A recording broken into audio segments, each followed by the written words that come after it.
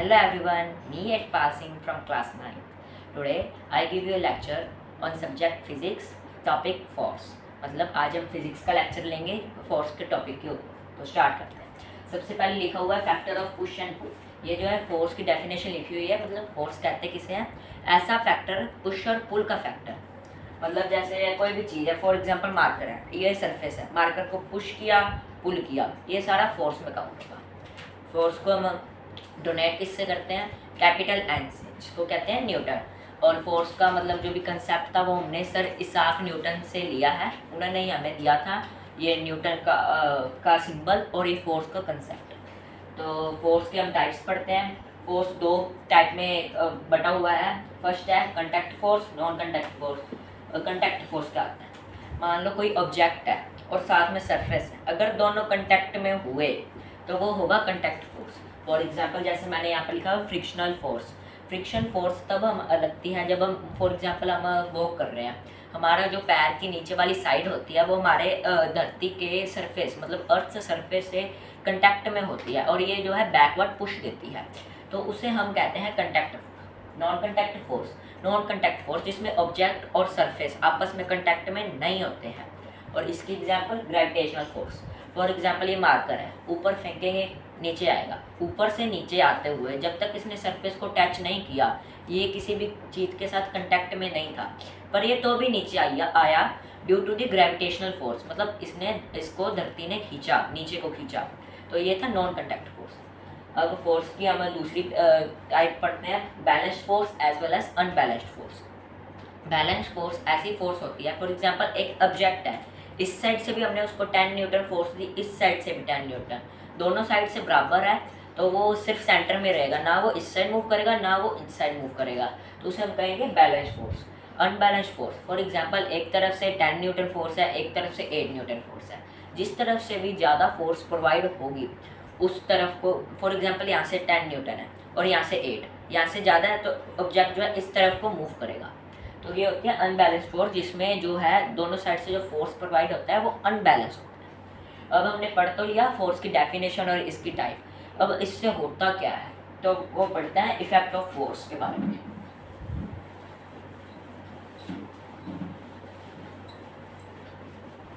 तो सबसे पहले इफेक्ट पढ़ते हैं फोर्स का। Force change the direction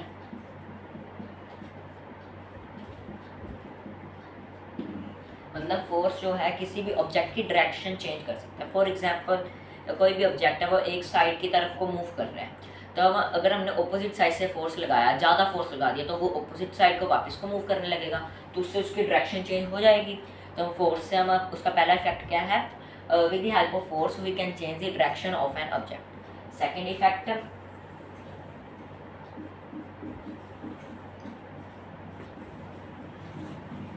force change the shape and size.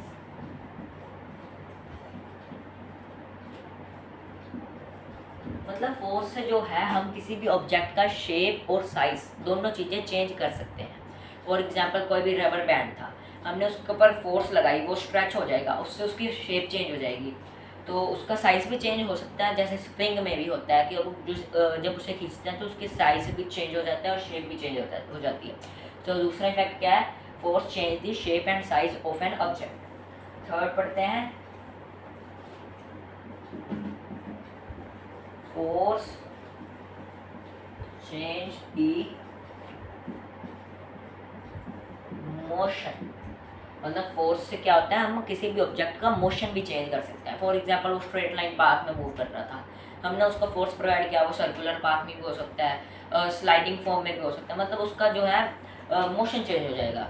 तो इसके बाद हमने इफेक्ट ऑफ फोर्स पढ़ लिया। क्या क्या पढ़ा, डेफिनेशन ऑफ फोर्स, फोर्स की टाइप्स और उसके इफेक्ट। अब हम पढ़ते हैं इसका एक न्यूटन, जो हमने पढ़ा था कि फोर्स का ऐसा यूनिट होता है न्यूटन, उसकी वैल्यू कितनी होती है।